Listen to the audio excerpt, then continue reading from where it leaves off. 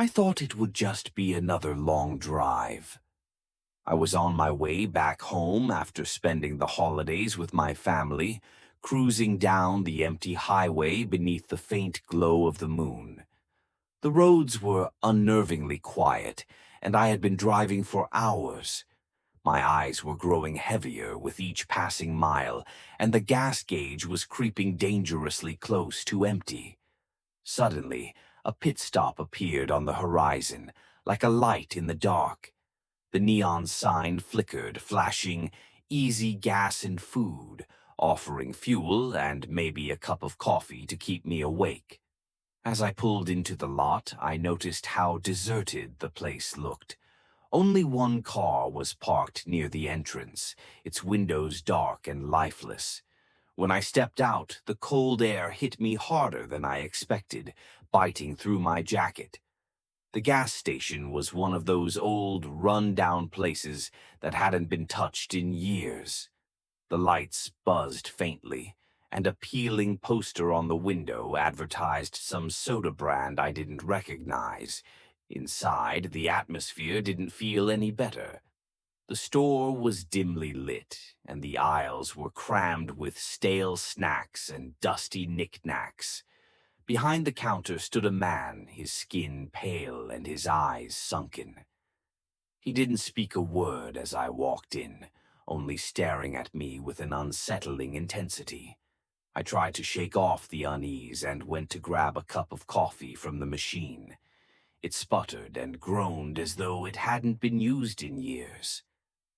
As I poured the hot liquid into a paper cup, I felt a chill on the back of my neck, the unmistakable sensation of being watched. Turning quickly, I caught a glimpse of something in the corner of my vision. A figure, barely visible in the shadows at the back of the store. My heart skipped a beat, but when I focused, there was nothing there. "Need anything else?" the cashier asked suddenly, his rough voice breaking the silence. I shook my head and quickly paid for the coffee, eager to leave. His bony fingers brushed mine as he handed me the change, sending a shiver down my spine. As I stepped back outside, the wind had picked up, howling through the empty lot. I pumped the gas quickly, the nozzle clinking against the metal as I tried to steady my trembling hands. That's when I saw it, a shadow darting between the pumps. "Hello," I called out, my voice unsteady. No answer, just the wind. I climbed into the car and locked the doors. The feeling of being watched still hadn't left me. When I started the engine, the headlights lit up something standing at the edge of the lot. It was tall, with unnaturally thin limbs, and its eyes glowed faintly in the darkness. Panic set in. I slammed the car into reverse, tires screeching as I backed away. The figure didn't move, just stood there, watching. I sped off, my heart racing. But the nightmare wasn't over. A few miles down the road, my headlights caught something ahead. It was the same figure, now standing in the middle of the highway.